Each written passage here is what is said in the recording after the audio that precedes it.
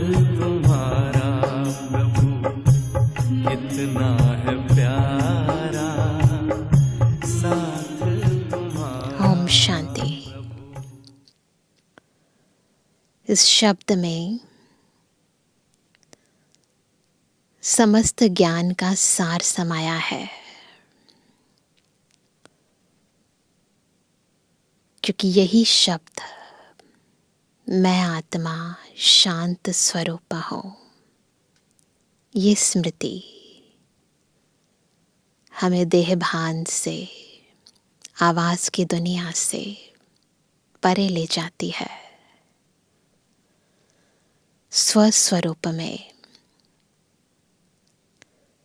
स्वपिता की याद में, स्वदेश की याद में टिका देती है। अंतर के गुण प्रत्यक्ष होने लगते हैं और आत्मा रियल डायमंड बनकर चमकने लगती है। तो यदि बार बार हम इस ओम शांति के सत्य स्वरूप में, इस ज्ञान स्वरूप में स्थित होने का बार बार प्रयास करें, तो भी आत्मा के बहुत से विकर्म विनाश हो जाएं, क्योंकि यही हमारा लक्ष्य है, शांति देश जाना और फिर एक ऐसी दुनिया जहां सुख भी है और शांति भी है, उस दुनिया में आना जहां देह का धर्म नहीं है, जहां आत्मा सदा स्वधर्म में है। इसलिए बार बार इस स्थिति का अभ्यास करना है और इसी में स्थित होकर हमें बाबा की मीठी मुरली को जीवन में यथार्थ समाना है। तो इसी स्थिति में स्थित होकर सुनते हैं बाबा के मधुर महावाक्य। आज है 3 अक्टूबर 2023। बाबा के महावाक्य हैं, मीठे बच्चे, गृहस्थ व्यवहार में रहते सबसे तोड़ निभाना है, नफरत नहीं करनी है, लेकिन कमल फूल के समान पवित्र जरूर बनना है। इस बात की ज़रूरत मुख्य तौर पर जो गृहस्थ व्यवहार में रहते हैं ना, उनको होती है, क्योंकि कीचड़ में रहकर कमल की तरह बिल्कुल निर्लिप्त स्थिति में रहना इतना सहज नहीं होता। परंतु जो आत्मा बाबा की इस श्रीमत पर पूरा चलती है, बाबा के विशेष वरदान उन्हें मिलते हैं। प्रश्न है, तुम्हारी विजय का डंका कब बजेगा? वाह वाह कैसे निकलेगी? कैसे निकलेगी? उत्तर, अंत समय जब तुम बच्चों पर माया की ग्रहचारी बैठना बंद हो जाएगी, सदा लाइन, बुद्धि की लाइन क्लियर रहेगी, तब वहां वहां निकलेगी, विजय का डंका बजेगा। अभी तो बच्चों पर ग्रहचारी बैठ जाती है, विघ्न पड़ते रहते हैं, 3 पैर पृथ्वी के भी सेवा के लिए मुश्किल मिलते हैं। अभी ऐसा नहीं है, साकार मुरली है ना, तो उस समय ये स्थिति थी, लेकिन वह भी समय आएगा जब तुम बच्चे सारे विश्व के मालिक होंगे। बाबा वर्तमान को नहीं देखते, भविष्य को देखते हैं। आज का गीत है, धीरज धर मनुआ धीरज धर।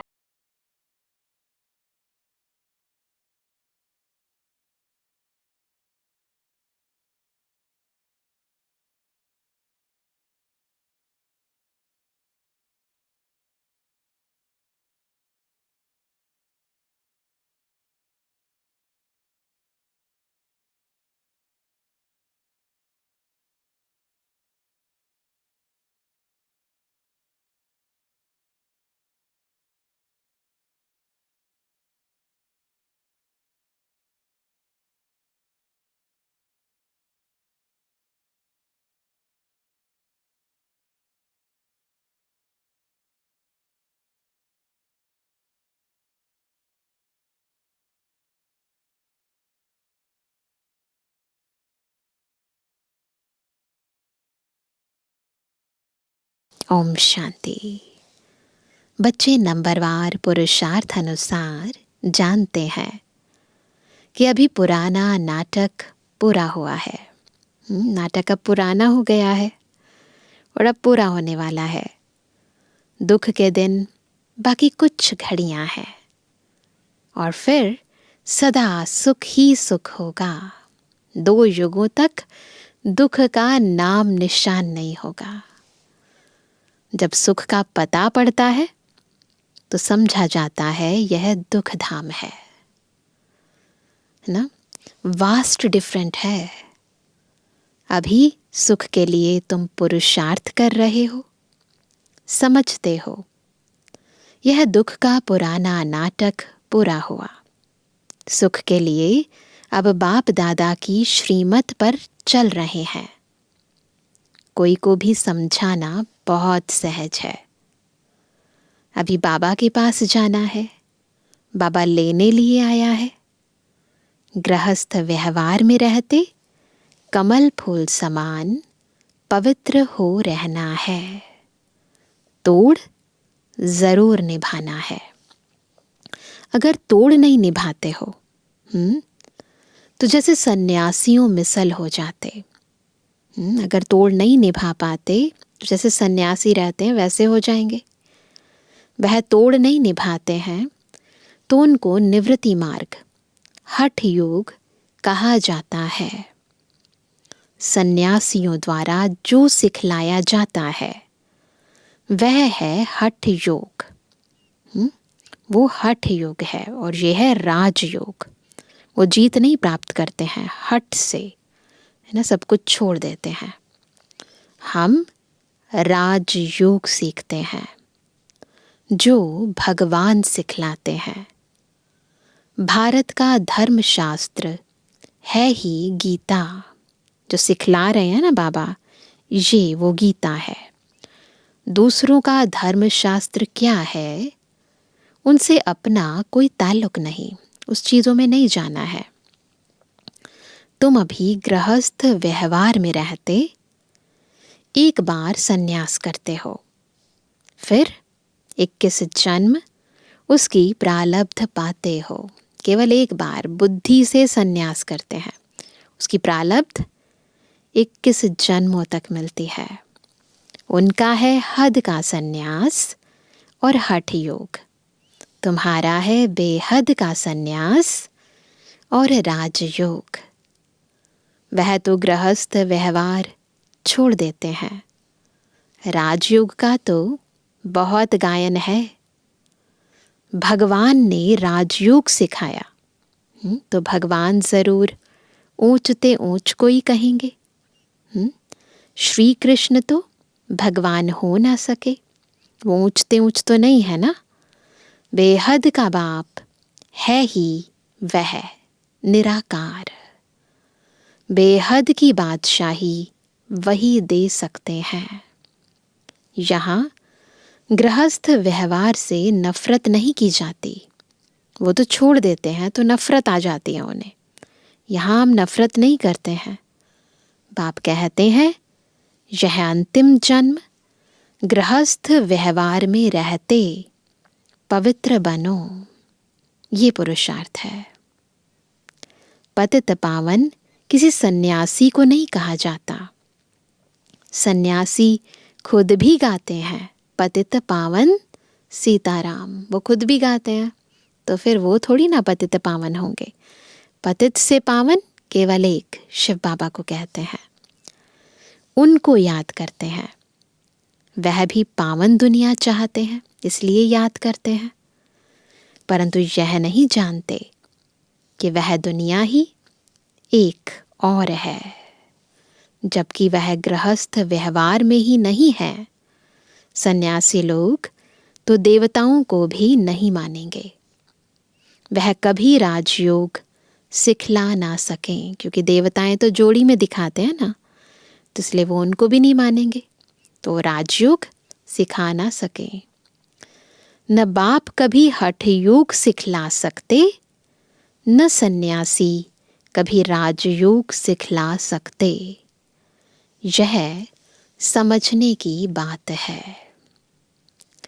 अभी दिल्ली में वर्ल्ड कॉन्फ्रेंस होती है, उन दिनों में वर्ल्ड कॉन्फ्रेंस होने वाली होगी। उनको समझाना है। क्या समझाना है जो आएंगे? लिखत में सभी को देना है। वहाँ तो मतभेद हो जाता है, लिखत में होगा तो सभी समझ जाएंगे इन्हों का उद्देश्य क्या है। मतों में भेद हो जाता है, जब लिखत में होगा तो एग्जैक्टली समझ पाएंगे। अभी तुम समझते हो हम हैं ब्राह्मण कुल के, हम शूद्र कुल के मेंबर कैसे बन सकते हैं? वह विकारी कुल में हम अपने को कैसे रजिस्टर्ड करा सकते हैं? हम तो नहीं करा सकते ना, इसलिए ना कर देते। हम हैं आस्तिक, वह है नास्तिक। हम बाबा को यथार्थ जानते हैं। वह है ईश्वर को न मानने वाले, हम हैं ईश्वर से योग रखने वाले। मतभेद हो जाता है, समझाया जाता है। जो बाप को नहीं जानते वह नास्तिक हैं, तो बाप ही आकर के आस्तिक बनाएंगे। बाप खुद आकर अपना परिचय देते हैं। बाप का बनने से बाप का वर्षा मिल जाता है। ये बड़ी गूढ़ बातें हैं। बाबा को समझना, बाबा का बनना और बाबा से सब कुछ पा लेना। पहले पहले तो बुद्धि में यह बिठाना है कि गीता का भगवान परम पिता परमात्मा है। उसने ही आदि सनातन देवी देवता धर्म स्थापन किया। भारत का देवी देवता धर्म ही मुख्य है। भारत खंड का कोई तो धर्म चाहिए ना। अपने धर्म को भूल गए हैं। यहाँ धर्म अर्थात मूल धारणाएं। यह भी तुम जानते हो कि ड्रामा अनुसार भारतवासियों को अपना धर्म भूल जाना है। हम देवी देवता धर्म के थे, हम भूल जाते हैं। तब तो फिर बाप आकर के स्थापन करे, नहीं तो फिर बाप आए कैसे? कहते हैं जब जब देवी देवता धर्म प्राय लोप हो जाता है तब मैं आता हूँ। प्राय लोप जरूर होना ही है। वो लोप ना हो तो बाबा आकर स्थापन कैसे करे? तो ये भी होना ही है ड्रामा प्लान अनुसार। कहते हैं ना, बैल की एक टांग टूट गई है, बाकी 3 टांग पर खड़ा है। दुनिया में कहते हैं, इसलिए धरती हिलती है। तो जब भूकंप आता है ना तो कहते हैं कि बैल की एक टांग टूट गई है, तो जब टांग चेंज करती है, थक जाती है, तो फिर भूकंप आ जाता है। ऐसे दुनिया में मान्यताएं हैं। बाकी 3 टांग पर खड़ा है तो मुख्य हैं ही 4 धर्म। अभी देवता धर्म की टांग टूट पड़ी है, यानी वह धर्म गुम हो गया है। इसलिए बड़ के झाड़ का मिसाल देते हैं। जो बनियान ट्री है कोलकाता में, उसका बाबा एग्जाम्पल देते हैं कि इसका फाउंडेशन सड़ गया है, बाकी टाल टालियाँ कितनी खड़ी हैं। तो इनमें भी फाउंडेशन देवता धर्म है ही नहीं। बाकी सारी दुनिया में मठ पंथ आदि कितने हैं। तुम्हारी बुद्धि में अभी सारी रोशनी है, बिल्कुल ज्ञान क्लियर हो गया है, सब बातें स्पष्ट हो गई हैं। बाप कहते हैं तुम बच्चे इस ड्रामा को जान गए हो। अब ये सारा झाड़ पुराना हो गया है। कलयुग के बाद सतयुग जरूर आना है। चक्र को फिरना जरूर है। बुद्धि में ये रखना है। क्या रखना है? अब नाटक पूरा हुआ है, हम जा रहे हैं। स्मृति में रहे, नाटक पूरा होने वाला है। इसके बाद हम ऊपर जाएंगे परम धाम फिर वहाँ से नीचे आएंगे। चलते फिरते उठते बैठते भी याद रहे, अब हमको वापस जाना है, अब घर जाना है। मन मना भव मध्याजी भव का यही अर्थ है। मन बुद्धि से बाबा को याद करो, सुखधाम को याद करो। कोई भी बड़ी सभा में भाषण आदि करना है तो यही समझाना है, परमपिता परमात्मा फिर से कहते हैं कि हे बच्चे, देह सहित देह के सब धर्म त्याग, अपने को आत्मा समझ बाप को याद करो तो पाप खत्म होंगे। मैं तुमको राजयोग सिखलाता हूँ। गृहस्थ व्यवहार में रहते कमल फूल समान बन मुझे याद करो, पवित्र रहो, नॉलेज को धारण करो। अभी सब दुर्गति में है। सतयुग में देवताएं सदगति में थे, फिर बाप ही आकर सदगति करते हैं। सर्वगुण संपन्न 16 कला संपूर्ण, यह है सदगति के लक्षण। जो हम देवी देवताओं की महिमा गाते हैं, ये है सदगति के लक्षण। यह कौन देते हैं?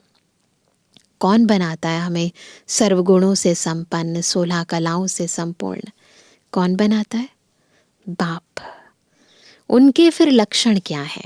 फिर बाबा के लक्षण क्या है? बाबा की क्या महिमा करते हैं? वह ज्ञान का सागर है, आनंद का सागर है। उनकी महिमा बिल्कुल अलग है। देवी देवताओं की महिमा और शिव बाबा की महिमा दोनों अलग अलग हैं। ऐसे नहीं कि सब एक ही है। दुनिया में तो देवी देवताओं को भी भगवान मान लेते हैं। नहीं, क्लियर करके बताना है और खुद भी समझना है, दोनों अलग हैं। एक बाप के बच्चे सभी आत्माएं हैं, प्रजापिता के ही औलाद होते हैं। अब नई रचना रची जाती है।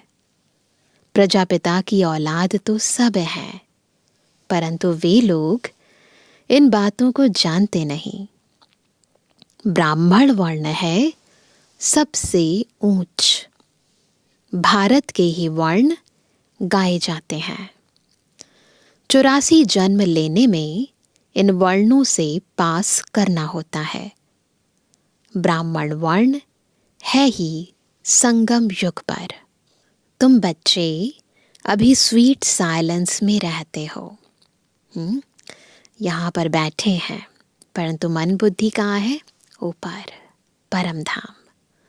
स्वीट साइलेंस होम में, शांति के सागर शिव बाबा के सानिध्य में, बिल्कुल बिंदु रूप में, निराकारी स्वरूप में, अनादि देश में, बिल्कुल जब ऐसी स्थिति में स्थित हो जाते हैं तो जैसे कि स्वीट साइलेंस में रहते हैं।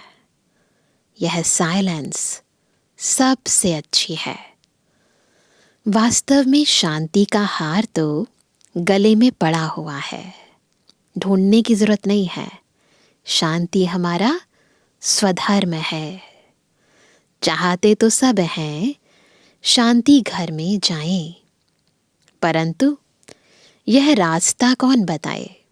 घर में जाना चाहते हैं, रास्ता पता नहीं है। शांति के सागर के सिवाय तो कोई बता ना सके। टाइटल अच्छा दिया हुआ है। क्या है बाबा का टाइटल? शांति का सागर, ज्ञान का सागर। श्री कृष्ण तो स्वर्ग का प्रिंस है।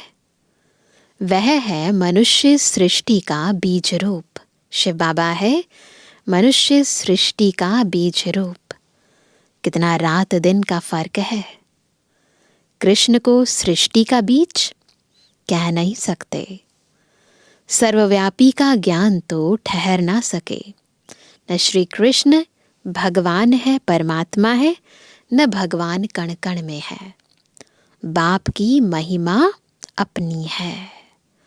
वह सदैव पूज्य है, कभी पुजारी नहीं बनता। ऊपर से पहले जो आते हैं वह पूज्य से पुजारी बनते हैं। पॉइंट्स तो ढेर समझाई जाती हैं। एग्जीबिशन में कितने आते हैं, परंतु कोटों में कोई ही निकलते हैं, क्योंकि मंजिल बड़ी भारी है। इतना सहज नहीं है ज्ञान मार्ग पर चलना। प्रजा तो ढेर बनती रहेगी। माला में आने वाले दाने कोटों में कोई ही निकलते हैं। नारद का भी मिसाल है। उनको कहा तुम अपनी शक्ल देखो, लक्ष्मी को वरने लायक हो तो क्या देखा? अभी तो सारे विकार हैं, बंदर दिखाई दी। प्रजा तो बहुत बननी है, राजा फिर भी राजा है। प्रजा तो बहुत बनती है, राजा फिर भी राजा है। एक एक राजा को लाखों प्रजा रहती है। पुरुषार्थ तो ऊंच करना चाहिए ना, प्रजा बनने का पुरुषार्थ नहीं करना है, राजा बनने का पुरुषार्थ करना है। राजाओं में भी कोई बड़ा राजा, कोई छोटा राजा है। भारत में कितने राजाएं थे। ब्रिटिश शासन से पहले उस समय भी बहुत राजाएं थे। सतयुग में भी बहुत महाराजाएं होते हैं। यह सतयुग से लेकर चला आया है। महाराजाओं को बहुत प्रॉपर्टी होती है, राजाओं को कम। यह है श्री लक्ष्मी नारायण बनने की नॉलेज। उसके लिए ही पुरुषार्थ चलता है। पूछते हैं लक्ष्मी नारायण का पद पाएंगे व राम सीता का, तो क्या जवाब देते हैं? तो कहते हैं हम तो लक्ष्मी नारायण का ही पद पाएंगे, माँ बाप से पूरा वर्षा लेंगे। यह तो वंडरफुल बातें हैं ना। और कोई जगह यह बातें हैं नहीं। ऐसे कभी किसी क्लास में कोई पूछता है क्या बनोगे, लक्ष्मी नारायण या राम सीता? है ना, न कोई शास्त्रों में है। अब तुम्हारी बुद्धि का ताला खुल गया है, सब कुछ समझ में आ गया है। बाप समझाते हैं चलते फिरते ऐसे समझो हम एक्टर्स हैं।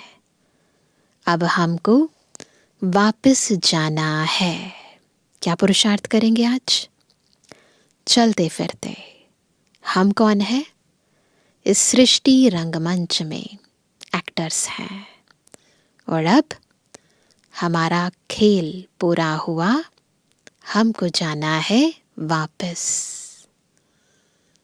पाठ पूरा, वापस घर जाना है। तो बार बार इसका अभ्यास करेंगे। यह याद रहे, इनको ही मन मना भव, मध्याजी भव कहा जाता है। बाप घड़ी घड़ी याद दिलाते हैं, मैं तुमको वापस ले जाने आया हूँ। बाबा बार बार याद दिलाते हैं ना। पहले तो बार बार हम कहीं भी जाते थे ना तो स्टिकर लगा होता था, याद करना है क्या? बाबा को याद करो। बाबा याद है, घर याद है, या अब घर जाना है याद रहता है? तो आपको अपने आप को भी बार बार हम याद दिलाएं कि अब हमें वापस घर जाना है और बाबा हमें वापस ले जाने के लिए आए हैं। यह है रूहानी यात्रा। यह यात्रा बाप के सिवाय कोई करा ना सके। भारत की महिमा भी बहुत करनी है। बाबा की महिमा करी, देवी देवताओं की महिमा करी, अब भारत की भी महिमा करनी है। यह भारत होलीएस्ट लैंड है, सर्व का दुख हरता और सुख करता, सबका सदगति दाता, एक ही बाप है। भारत उनका बर्थ प्लेस है। वह बाप सबका लिबरेटर है। उनका यहाँ यानी भारत में बड़े ते बड़ा तीर्थ स्थान है। उनका जन्म कहाँ हुआ? भारत में बाबा यहाँ ही अवतरित होते हैं। भारतवासी भल शिव के मंदिर में जाते हैं, परंतु उनको पता नहीं है शिव बाबा की हिस्ट्री, ज्योग्राफी कुछ नहीं जानते। गांधी को जानते हैं। कल गांधी जयंती थी ना, तो गांधी को जानते हैं, समझते हैं वह बहुत अच्छा था, इसलिए जाकर उन पर फूल आदि चढ़ाते हैं, लाखों खर्च करते हैं। अब इस समय है ही उन्हों का राज्य, जो चाहे सो कर सकते हैं। यह तो बाप बैठ गुप्त धर्म की स्थापना करते हैं।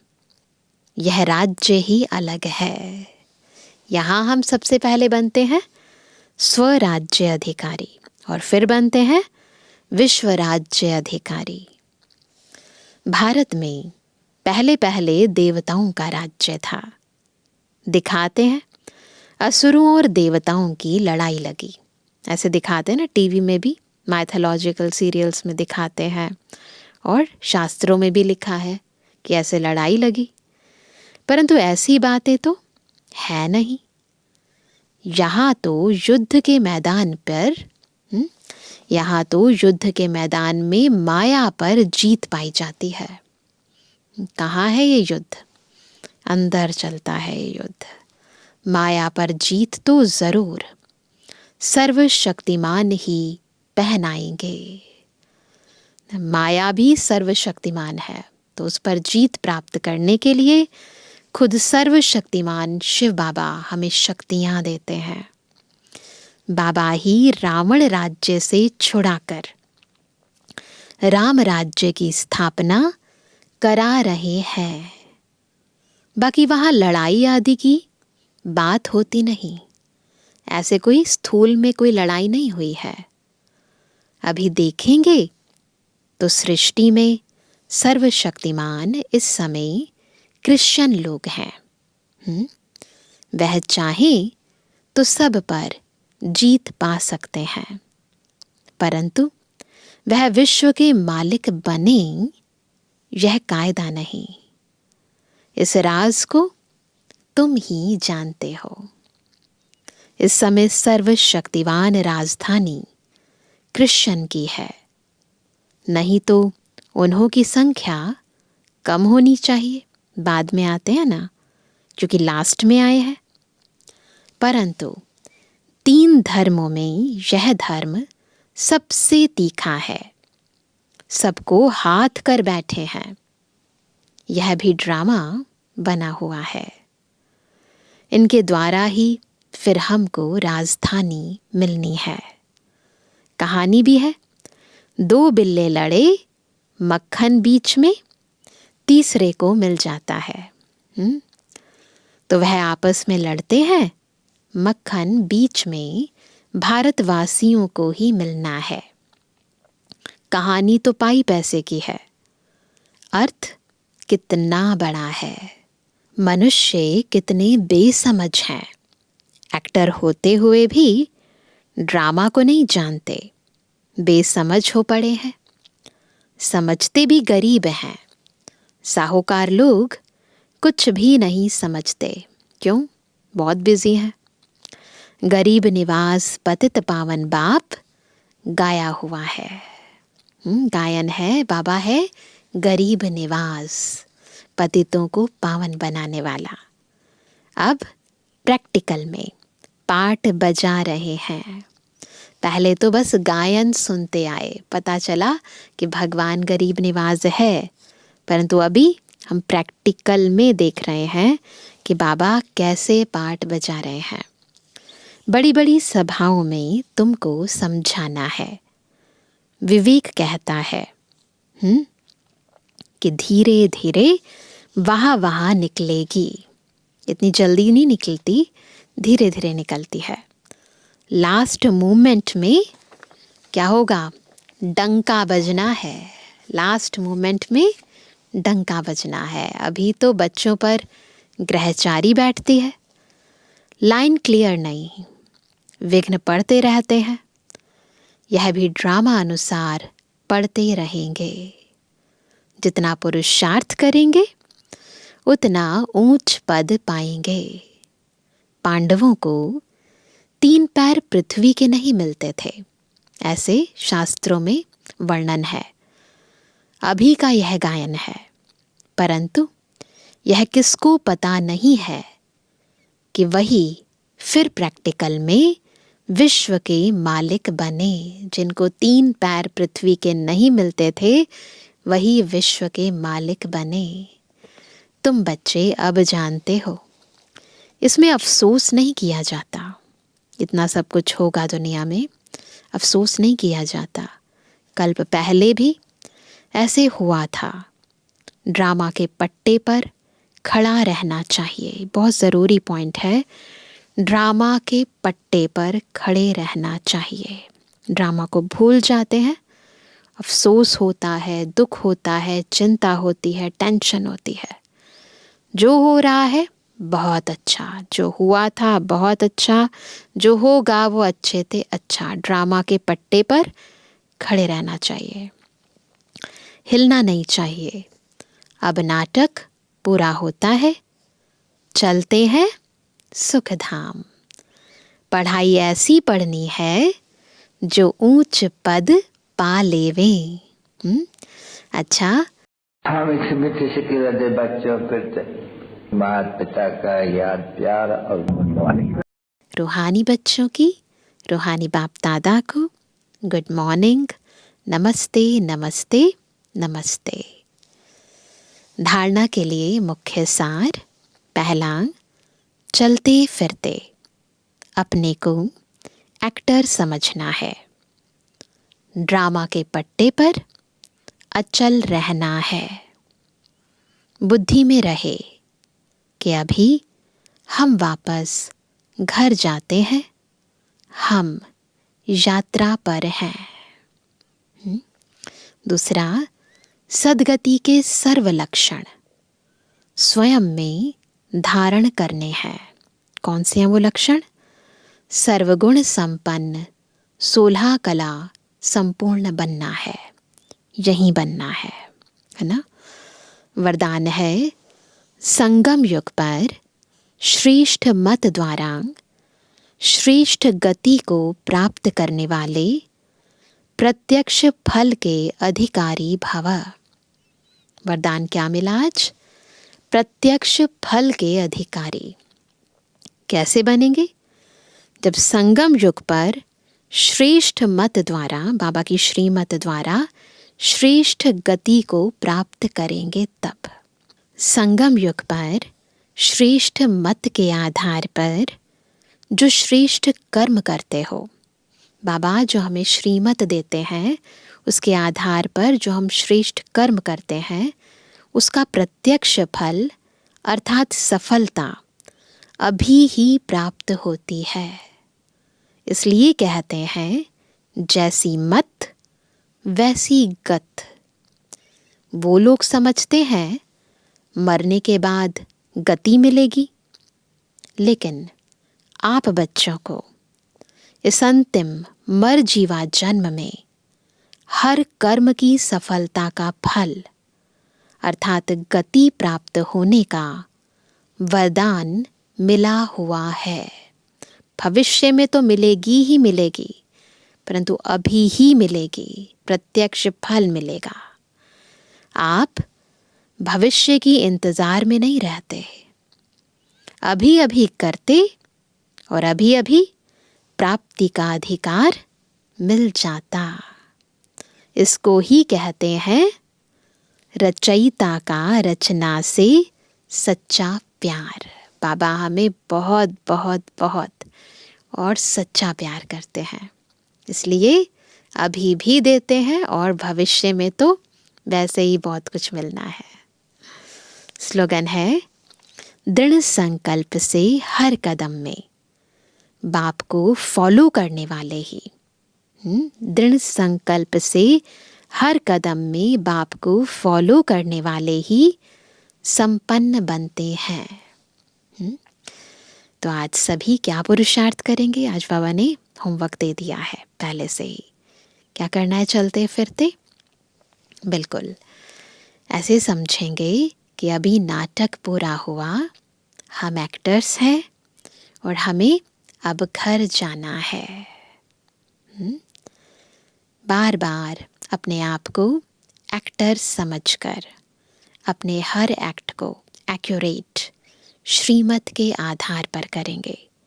याद रहे सब कुछ डिटैच होकर करना है, क्योंकि किसी भी समय जाने का समय आ सकता है।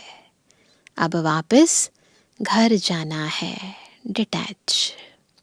तो इसका अभ्यास चलते फिरते उठते बैठते जब टाइम मिले ज़रूर करेंगे। अच्छा, ओम शांति।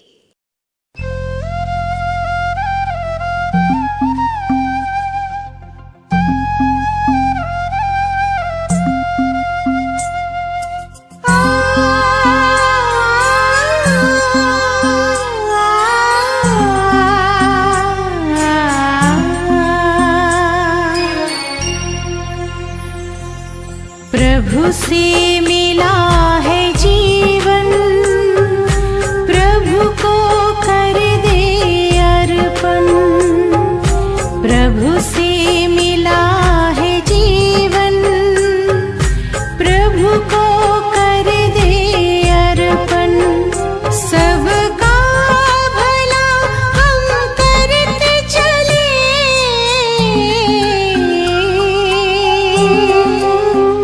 सबका भला हम करते चले।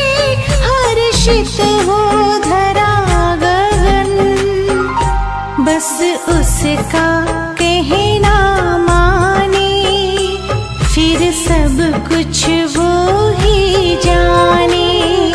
बस उसका कहना माने, फिर सब कुछ वो ही जाने।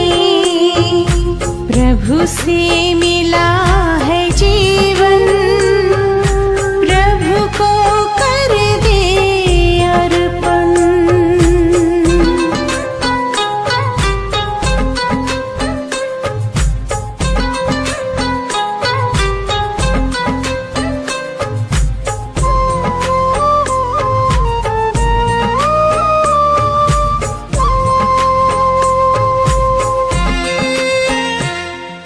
जहाँ जहाँ कदम पड़ते हैं, साथ साथ वो चलते हैं। कहीं कुछ गलत ना हो जाए, इशारे हमको करते हैं।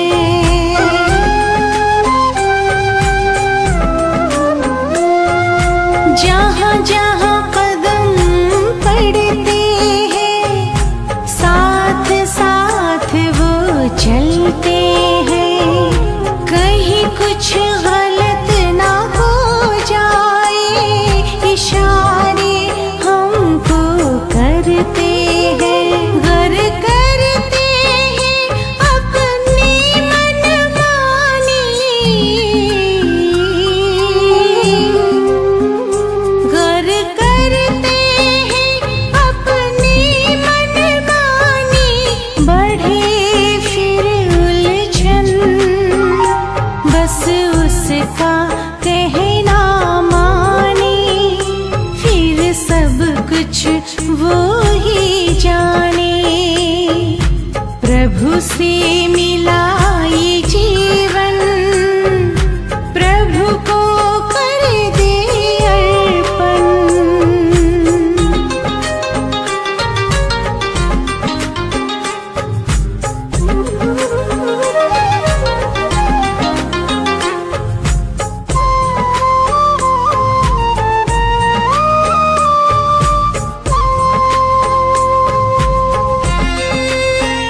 शुभ भावना का कर मंथन, महकाए मन जैसे चंदन। सुखी रहे सब शांत रहे, कर्म करे ऐसे कुंदन।